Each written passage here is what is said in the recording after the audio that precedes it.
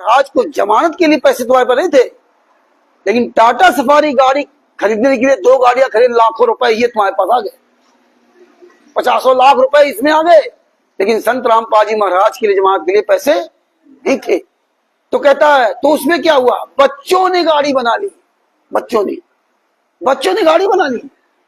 और पहला झूठ बोला कि वो तो गाड़ी हमने किस्तों में खरीदी थी हाँ, लेकिन उसमें आरटीओ तो सब निकल आया था, नगद कैश गाड़ी खरीदी गई थी। तो परमेश्वर ने ये पहले से ही दया कर रखी थी, नहीं तो आज हम आप लोग कुछ नहीं जान पाते।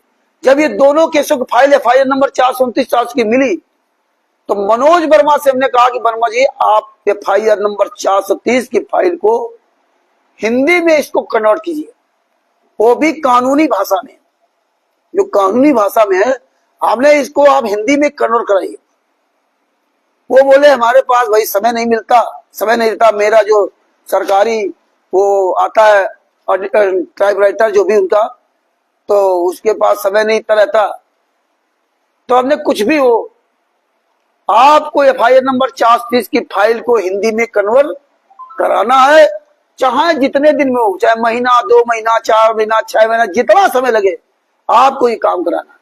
लेकिन परमेश्वर की दया थी कि उन्होंने 3 महीने में काम पूरा करके दिया।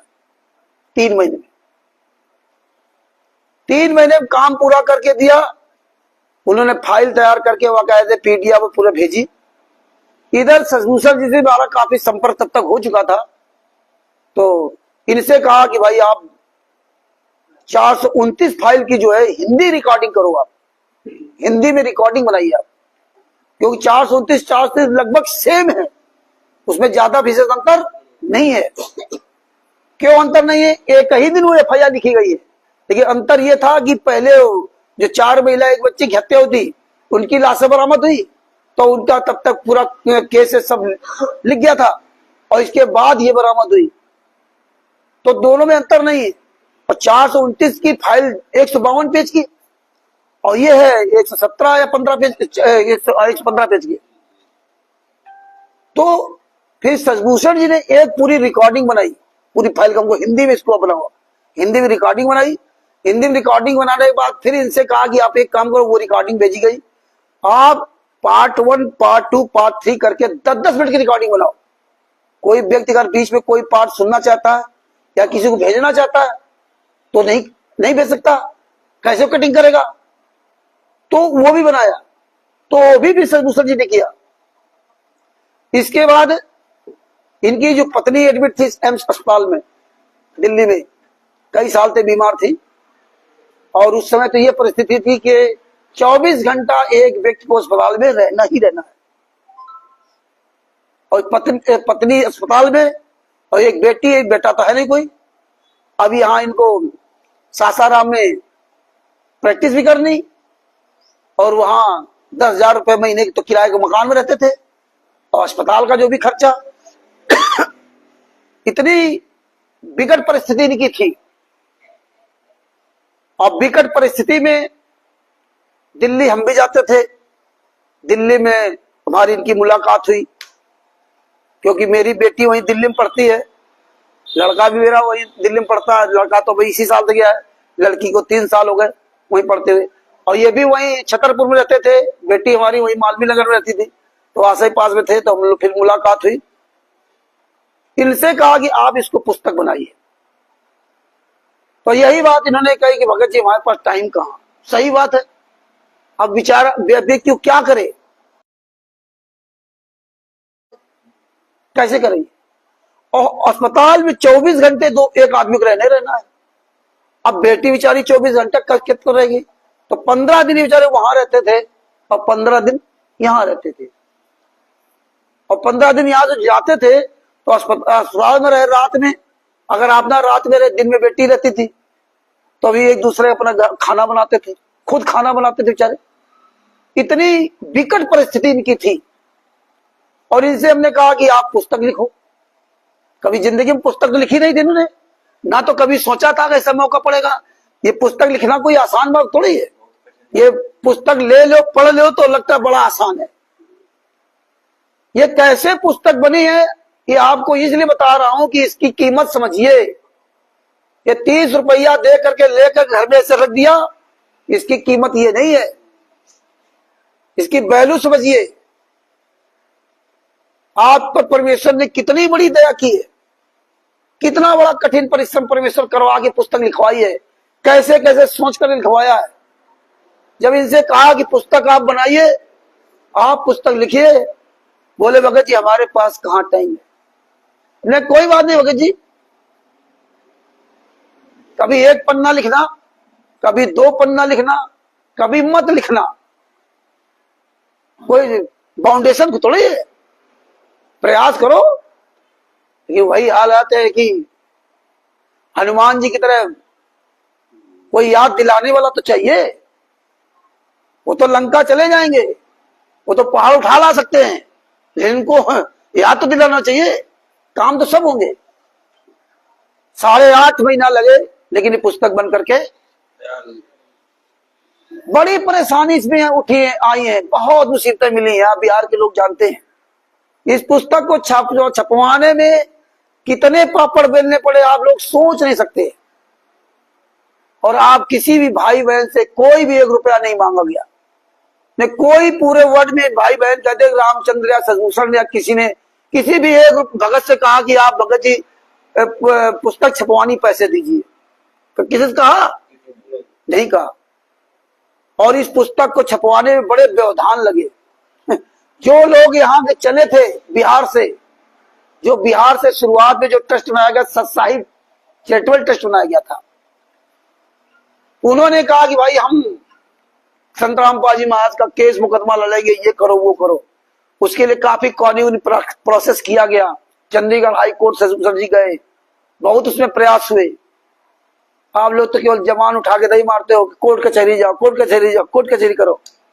आप लोग तो ये सोचते हैं जैसे मालूम पड़ता हम लोग को कोई ज्ञान नहीं है कोर्ट कचहरी का। ये संजय के साथ हम लोगों ने 2016-17 में भी काम किया था, वकील किया था। उस समय वकालतनामा में साइन भी हो गया, आ गए थे गुरु जी की। और उस समय ये था कि संत रामपाल जी महाराज तरफ से केस लड़ने के लिए मतलब हम लोग को अपना एफिडेविट, वकालतनामा देना था, एफिडेविट, क्या हम गुरु जी का केस लड़ेंगे। तो उस समय वकील ने कहा था 5000 लोग चाहिए। तो हम 5000 लोग पूरे भारत से अलग अलग जगह सब लोगों ने अपने अपने एफिडेविट बना दिया था।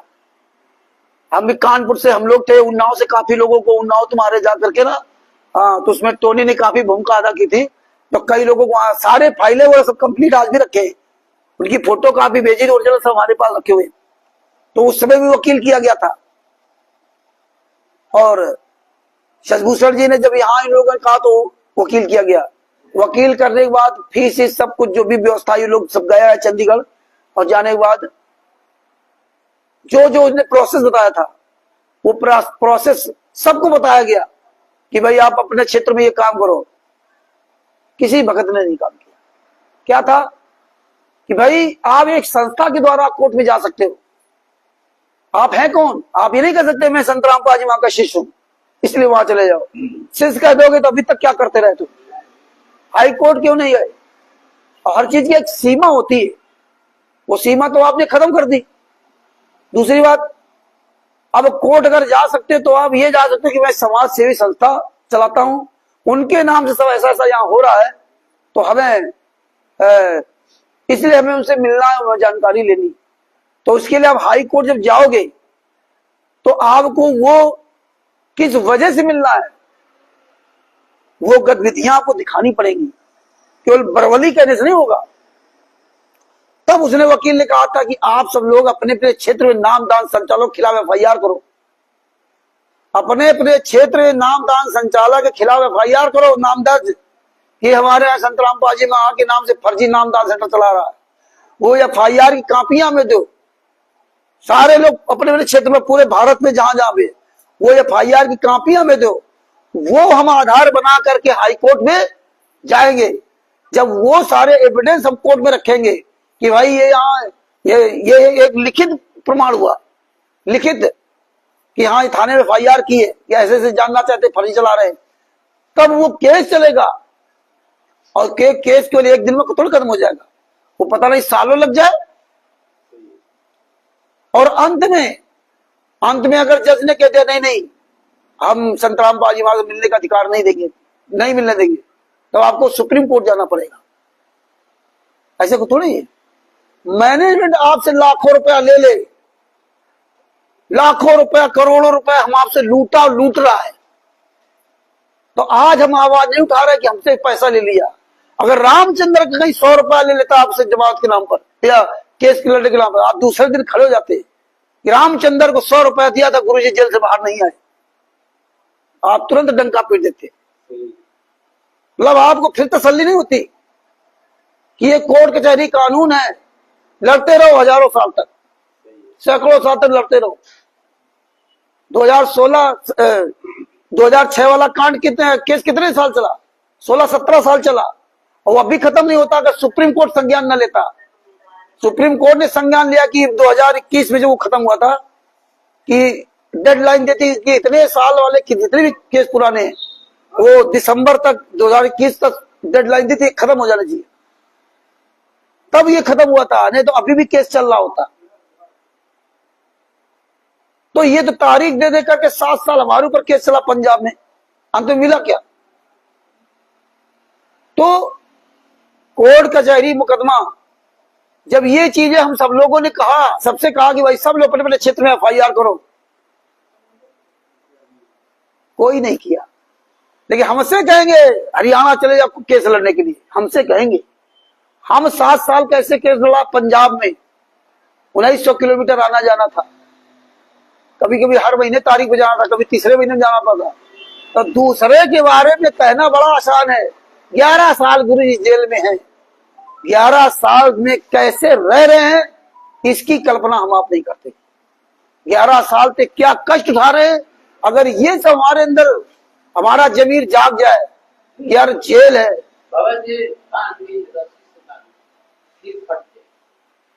जेल है, कोई खाला का घर नहीं है। 11 साल से हमारे गुरुजी को पैरोल तक नहीं दिया गया, और ये 28 घंटे जेल से बाहर घूम रहे हैं। और फिर हम कहते हैं कि रामचंद्र की माने, कि शशिभूषण जी माने, कि उसकी माने, पवन की, संजय किसकी माने? बताइए। आप पढ़े लिखे होने के बाद, सब कुछ सबूत होने के बाद, उन्होंने एक लाइन में आपको भ्रमित कर दिया। ये तो गुरद्रोही है। पता नहीं क्या क्या तमाम तरह की उन्होंने इतने सालों में तमाम तरह के स्लोगन बना बना के डाले, है ना। तो फिर अपने वही बात पे आते हैं कि बरवाला कांड हुआ क्यों। तो जब 2008 में संत रामपाल जी महाराज की जमात नहीं कराई उन्होंने, और 22 महीने बाद कोर्ट ने पर्सनल वारंट पे संत रामपाल जी महाराज को जमानत दी। क्यों दिया? क्योंकि ये कानूनी अधिकार है। जब आपका कोई जमात कराने वाला नहीं आएगा, तो हमें कानूनी अधिकार है कि हमें सरकारी वकील उपलब्ध कराया था। ये तो मान लो, अब आप इसमें भी खेल समझो। आमिर अजमल कसाब, जिसने मुंबई के ताज होटल में अटैक किया था, कितने लोगों को मारा था, उसको भी सरकारी वकील दिया गया था। उसको भी सरकारी वकील दिया गया था। जब तक वकील नहीं होगा तब तक कोर्ट कचहरी मुकदमा चलेगा ही नहीं। अभी देखो, जो मेरठ में जिस महिला ने मिलकर के अपने प्रेमिका के साथ 16-17 टुकड़े किए, और उसको सरकारी वकील कितने दिन हुए, और हमारे गुरु 22 महीना जेल में रहे, और 22 महीने तक सरकारी वकील तक नहीं मिला। और इनका तो हमें महीनों भर नहीं भाव है, होली में हुआ था और सरकारी वकील मिल गया। तो ये बातें हमें आपको बहुत गहराई में सोचना पड़ेगा कि 2006 में 22 महीना जेल में गुरुजी रहे, और 22 महीने तक वकील नहीं किया, और जबकि मात्र 2-3 महीने के अंतर्गत ही वकील उपलब्ध हो जाता है, तभी केस चलेगा, नहीं तो चलेगा नहीं। पवन ठग जेल गया था, उसको वकील नहीं करने दिया प्राइवेट। जब हिसार जेल में उसको डाला गया, तब सरकार प्राइवेट वकील नहीं करने दिया उसको, तब उसको लगभग 2.5-3 महीने में सरकारी वकील मिला और तब उसकी जमानत करा के वो जेल से बाहर आया। और 2006 के करौथा कांड में संतराम पाजी को 22 महीने तक कोई वकील नहीं, सरकारी वकील तक नहीं लेने दिया उन्होंने। कितनी बड़ी इनकी सेटिंग थी भारतीय जनता पार्टी से लेकर के ना, तो उसमें कांग्रेस की सरकार थी, कितनी बड़ी सेटिंग थी। और हमें आपको बताते रहे कि वो करौथा कांड और समाजी ने कर दिया। उधर आश्रम को बंद करवाया और इधर इन्हें सतलोक आश्रम बरवाला खड़ा हो गया। वही हरियाणा प्रदेश, वही मुख्यमंत्री भूपेंद्र हुड्डा और वही आर समाजी, अब सब ठीक हो गया। लेकिन अगर तुम ये सब कुकर्म ना करे होते तो आज ही हमें पता नहीं चलता। यार हमने तो 24 में 2014 में नाम दीक्षा लिया था, हमसे तो आप सब पुराने पुराने भगत होंगे, लेकिन ये जानकारी हमें ही क्यों पता हुई? जानकारी तो हमें व्हाट्सएप के द्वारा पता चली ना तो हमें किसी ने सिखाया। ये सारे सबूत, सारे एविडेंस व्हाट्सएप पे आते रहे, फेसबुक पे आते रहे, लेकिन आप लोगों से हमने अलग काम क्या किया कि हम सारे सबूत निकाल कर उसकी फाइलें बनाते रहे। ये तो 4 किताबें ले आए, कम से कम 200-2500 फाइलें हैं, एक एक सबूत का सब फाइल बनाते रहे शुरू से। एक भगत जी और है, बेचारे थोड़ा पैरों से असमर्थ है, कानपुर में 2 ही लोग बचे, बाद में कोलोसस के साथ ही गुप्ता जी, हम दोनों लोग सब फाइल निकाल करके सारी फाइल बनाते रहे। इसलिए ये सब चीजें जानकारी होती रही। अगर यही हम आप सब करते होते तो ये आज इस तरह कर ही नहीं पाते। खैर कोई बात नहीं, अब जब हम जान गए तो अब हमें मजबूती के साथ आवाज उठाना चाहिए। और ये बातें केवल आप सुनो नहीं, ये बातें स्वयं आप दूसरे को भी बताओ। ये चर्चा का विषय अगर हमारा बन जाता है, चाहे जगत हो या भगत हो। कई लोग, जगत के लोगों ने हमारे गुरु जी को गालियां दी, देते भी है। जैसे दास पाकिस्तान के ग्रुपों में जो जुड़ा तो वहां सब लोग गाली देते थे, इन्होंने ऐसे काम किए, इन हरामजादों ने, राष्ट्रीय समाज सेवक गुंडों ने काम करते गलत ये, और गालियां किसको मिलती है? संतराम पाजी महाराज। और फिर जो वो गाली देता है तो हमें आपको आगे करते ही लोग क्या कहते हैं, देखो फलाने धर्मगुरु गाली दे रहे, फिर उनकी वीडियो दिखाएंगे, फिर हम आप लोग फिर लग जाएंगे हैं कि ये इनकी गलत पूजा है, ये दुर्गा जी पूजने वाले ये। हम आप लोग रात दिन यही काम करते रहते हैं कि ये कोई गलत करे, वो गलत करे, और ये हमारे गुरु जी खिलाफ बोल रहे हैं। लेकिन ये नहीं बोलते हो कि यार लिख ये रहे, बोल ये रहे, इनका कोई मुखिया सामने नहीं आता। ये पुस्तकें कहाँ छपती है पता नहीं, कौन छाप रहा है पता नहीं, आपके क्षेत्र पुस्तक किसके आ रही पता नहीं। यो पता होना अलग बात है कि पुस्तक वहां से ये सब बांटी जा रही, लेकिन आपको ये नहीं पता कि आप क्षेत्र में गोडाउन कहाँ है।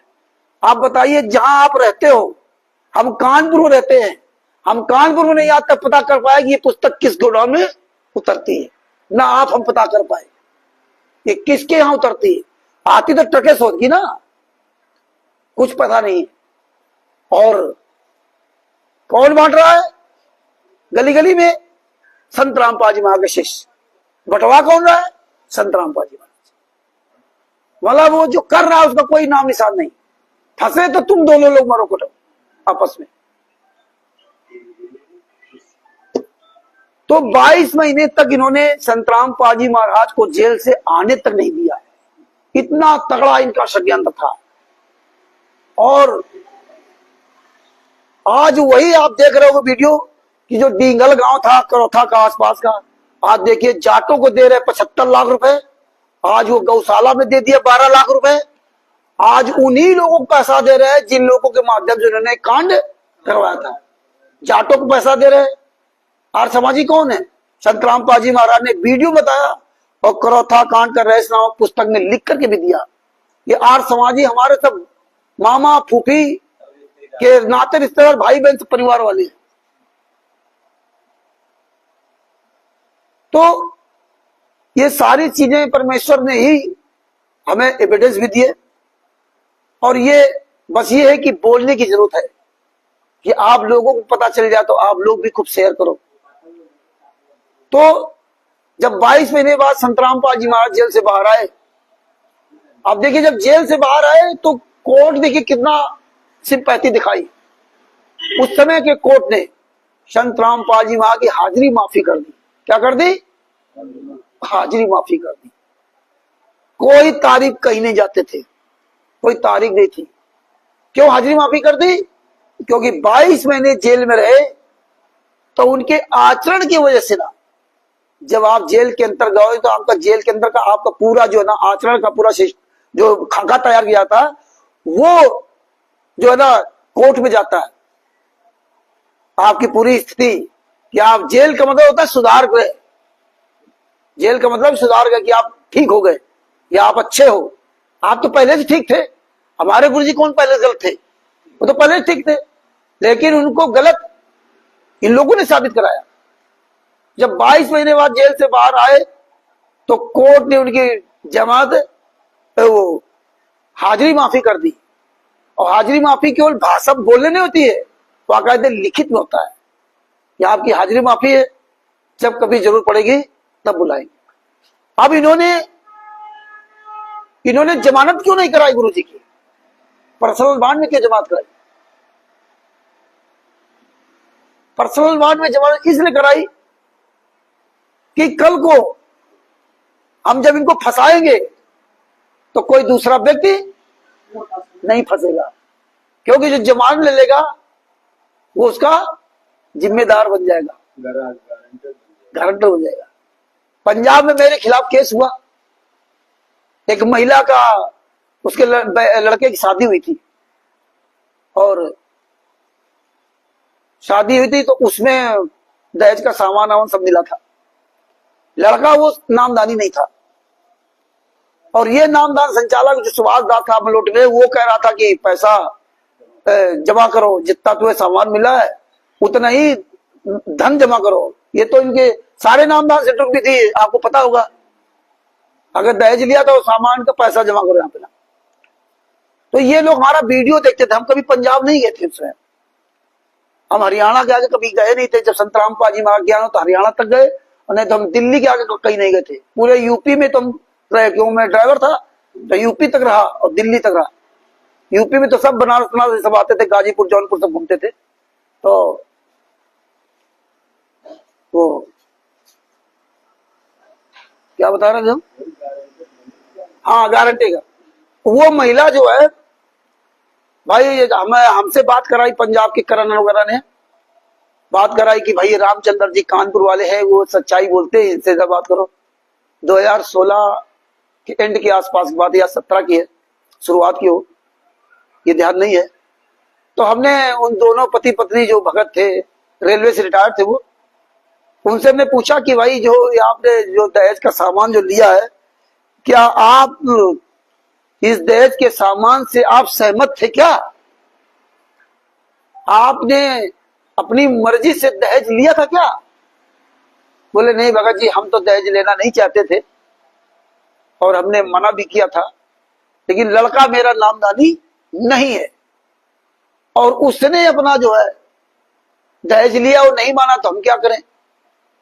तो हमने कहा आप वास्तव में अंतरात्मा से बात सही बोल रहे हो, ये तो आप ही जान सकते हो ना कि आप अंतरात्मा से सही बोल रहे हो।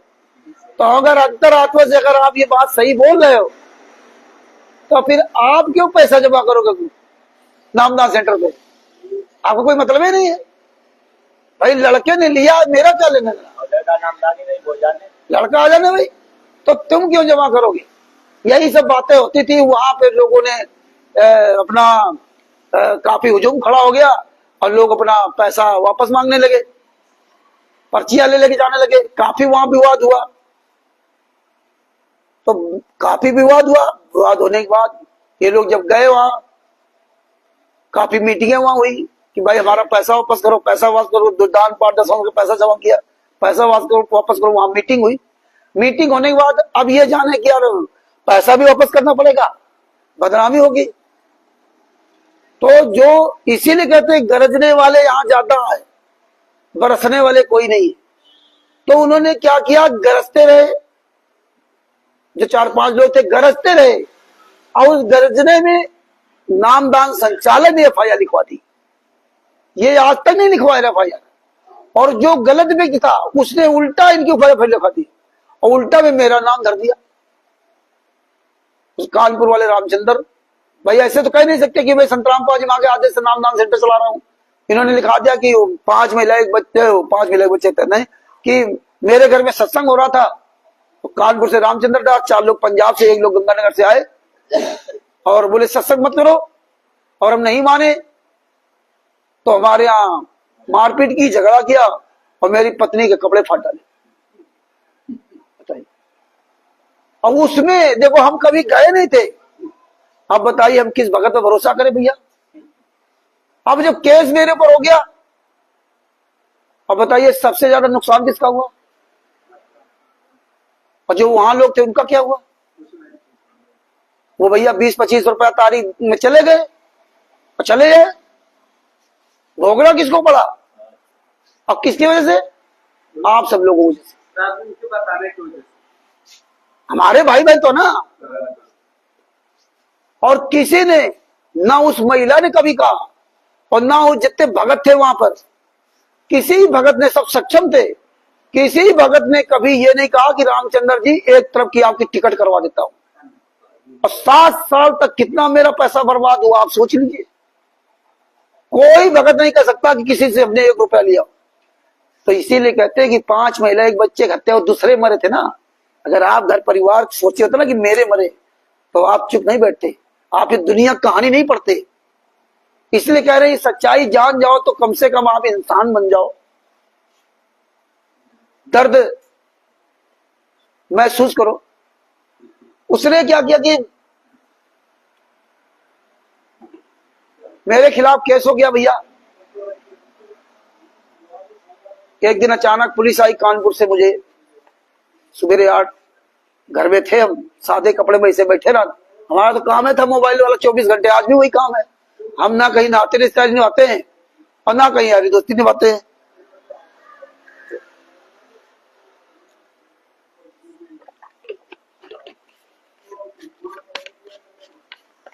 भाई यहां से ले गए और घर में हमने मना कर दिया था, कोई भी व्यक्ति मेरी जमात कराने नहीं आएगा पंजाब। घर का कोई रिश्ते नातेदार नहीं आएगा। हम चाहे वहां महीना भर रहे जेल में, चाहे 6 महीने रहे, चाहे हमारा पूरा जीवन बीत जाए, लेकिन घर का कोई व्यक्ति नहीं आएगा जमात कराने। और अगर कोई आ गया तो हम वकालतनामे में साइन नहीं करेंगे। ये लोग भैया थाने के अंदर और अपनी कहानी बतावें कि रामचंद्र ने ऐसा कर दिया, रामचंद्र ने वैसा कर दिया। हमारे ससुर हमसे लाल पीले, थाने में ये दरोगा के सामने हुआ। अब उसके सामने हम क्या कहें दरोगा जनाब, है हम क्या कहें। हाँ नहीं बोलते नहीं, वो तो हमारी पिछली कुछ घटना दूसरी थी, इसकी वजह से नहीं बोलते थे। हाँ वो थोड़ा पुराना हमारा रिश्ता था, तो उस घटना की वजह से उससे नहीं बात करते थे हम। और वैसे कोई दुश्मनी नहीं थी, कोई बुराई थी ना। तो घर अगर आए तो हालचाल सब कुछ होता था, वो मिल गए तो वो, लेकिन वो ऐसे हम नहीं कि अपना कोई दुख सुख उनसे व्यक्त करें या उनके सामने हम गिड़गिड़ाएं। इज्जत हम बराबर करते थे, लेकिन वहां पर ये आप भैया बोलते रहे और वो साले जो उल्टा इनको बोलते रहे तो वैसे ही बोलने लगे और हम अकेले वहां पे, वो सब खैर कोई बात नहीं। हम दद्दू लोग कहते, दद्दू कहते हैं, भैया कहते हैं। तो हम उनको कहा, लेकिन यही कहाँ मानने वाले। तो आदमी जानता है यार कुछ ना कुछ तो होएगा। पंजाब पुलिस इतनी कैसे आ जाएगी, और पंजाब पुलिस का नाम सुनकर के आपका मोहल्ले आसपास सब चौकन्ना हो जाएंगे। और वो साला मेरे नाते रिश्तेदारी कहीं ऐसी बाकी नहीं जहाँ हवा ना फैल गई हो। कोई ऐसी रिश्ते नाते बोरी में प्लास्टिक वाले लिफाफे में, अच्छा उसको भी क्या पता कि कहाँ कहाँ जाना, ऐसे होगा। और हमें वहीं से भैया थाने कोर्ट ले गए, पहले वहां मेडिकल कराया, फिर कोर्ट में ले गए। और कोर्ट में ले जाने के बाद वहां पे जो भाव करा था थाने में, हमारे ससुर साहब सामने, वो वहां भी भौंके और दरोगा सताई बस आते रहे। कहाँ, अरे हमारी पहले मेडिकल होगा कानपुर में सरकारी अस्पताल में, इसके बाद फिर हमें कोर्ट में पेश किया जाएगा कानपुर कोर्ट में। ऐसा कुछ थोड़ा ही है, कोर्ट में पूरी लिखा पढ़ी हमारी होगी, तब वो यहाँ से हमको लेके जाएगा ना पंजाब। तो वो तो साथ ही जाएंगे सब लोग। कोर्ट में बाकायदे सब पूरी लिखा पड़ी होती है, कहीं कोई मार के ऐसा तो थोड़ी है। और उसमें वो कहते समय लिखा जाता कि इतने दिन में वहां पहुंचना, हाजिर करना है। हाँ, तो मेडिकल भी तो नहीं होगा सरकारी में मेडिकल करा करके वो मेडिकल रिपोर्ट लगेगी, फिर आपको थाने में वहाँ कोर्ट में हाजिर हो, कोर्ट में जहाँ लिखा पड़ी होगी, इसके बाद हमें लेके जा सकता है। और वो सारा हूँ भौंके बाहर, तो वहां फिर उसको ढंग से टेलर दिया, वहां तो आजाद थे, वहां तो सब थे नहीं। फिर जो हमारे साथ एसआई आए थे जसविंदर जी, वो उसको बहुत डांटा, अरे तुम्हारी स्थिति से कर दूंगा, ध्यान रखना। तो फिर कानपुर से बाहर निकले। हम इसलिए आपको ये कहानी बता रहे हैं, हो सकता है आप लोगों को कहानी सुनने में बड़ा समय लगता है, आप फालतू कहानी बता रहे हैं, लेकिन ये जिंदगी का कड़वा सच है। चंद्रराम पाजी महाराज ने, हम आपने कभी नहीं सोचा था कि शास्त्र मरते दम तक आजीवन कारावास सजा हो जाए। एक निर्दोष आदमी जिसने जीवन भर कभी एक मतलब जो है कोई चींटी तक नहीं मारी, तो आज वो शास्त्र मरते दम तक आजीवन कारावास की सजा भोग रहा है। और हम आप लाखों से तमाशा देख रहे हैं, हमारे आपके मुंह से बोलने की आवाज नहीं निकल रही, सब कुछ शब्द विवाद भी फलाने ढिमका, आज यही हो रहा है। और हम भी कोरा कागज थे, हमें भी कुछ नहीं पता था, हम तो चल रहे थे इसे, हमें क्या पता कि भाई कानून क्या क्या नहीं।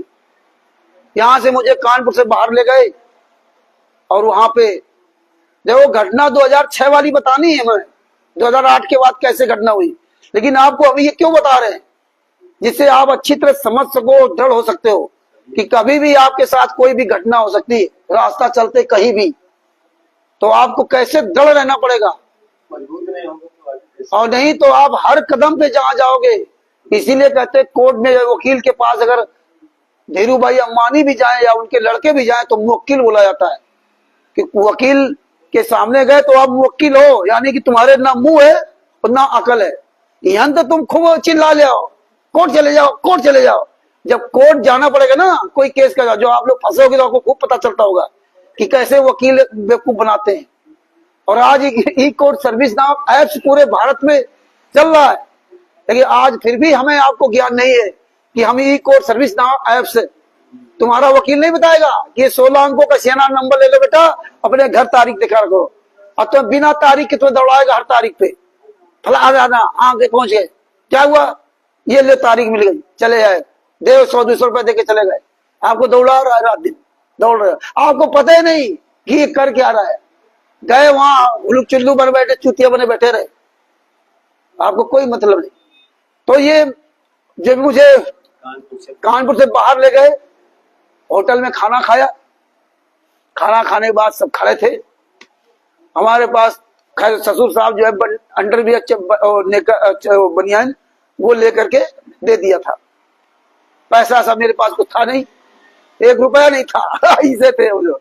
तो वो सब खाना ना खा करके सब लोग जब खड़े हुए तो पानी पी रहे थे सब एक बोतल से ना। तो मुझे एक जो एसआई जसविंदर जी से थे, उन्हें बोतल हमें दी बढ़ाई, किलो रामचंद्र जी आप पानी पी लो। हम नहीं सर, मैं किसी की बोतल में पानी नहीं पीता, यही सबक थे, हमने किसी की बोतल में पानी नहीं पीते। अगर आपको दिलाना हो तो मैं अलग से बोतल दिला।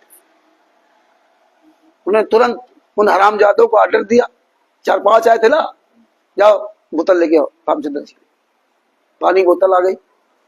अब यहां से गाड़ी जा रही, इनोवा गाड़ी थी, प्राइवेट गाड़ी लेके आए थे, हम पीछे बैठे थे, सबसे पीछे, हमारे बगल में वो नामदान संचालक सुभाष चंद्र, बीच में हम, और एक लड़का इधर बैठा था, वही जो ज्यादा बड़बड़ करता था।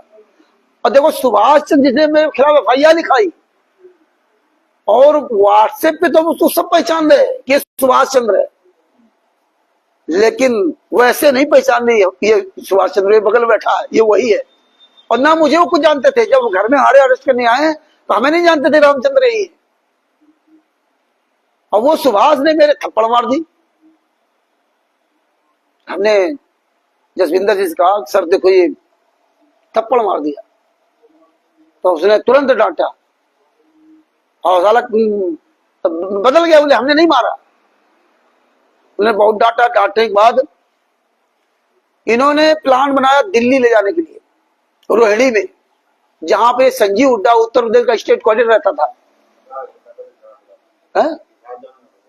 नहीं नहीं, पहले दिल्ली ले जाना था इनको। वो ड्राइवर दिल्ली नहीं गया, अंदर नहीं गया, बोले हम अंदर नहीं जाएंगे, हम बाईपास जाएंगे। हाँ, वो जब मना कर दिया अंदर जाने के लिए, और संजीव हुड्डा के खिलाफ तो हमने सब जगह पूरा खोल ही रखा था। और आपके बिहार में जो खगड़िया वगैरह पड़ते हैं, तमाम जिला पड़ते हैं, वहां पे जो है वो था एक अर्जुन दास, पता नहीं कौन नामदार संचालक था, वकील भी थे, वकील भी है किसी कोर्ट में। इन लोगों ने तो बहुत धमकी दी थी कि बिहार में आओगे तो बोटी बोटी पहले काटूंगा, फिर तुझे पता नहीं कहाँ जला दूंगा, इसके बाद हम नाम शुद्ध कराएंगे। लेकिन बिहार हम 2 बार आए, लेकिन हमें कोई आतंक, हाँ, लेकिन हमें कोई आतंक बिहार में कोई नहीं मिला। तो अब रास्ते में जहां जहां रुके, परमात्मा की दया देखिए, जहां जहां ये रुके चाय पीने के लिए, तो जहां ये सब उतरे, तो जसविंदर जी मुझे गाड़ी से नहीं उतरने देते थे, जो एसआई थे मुलुक थाना के, बोले रामचंद्र जी आगे।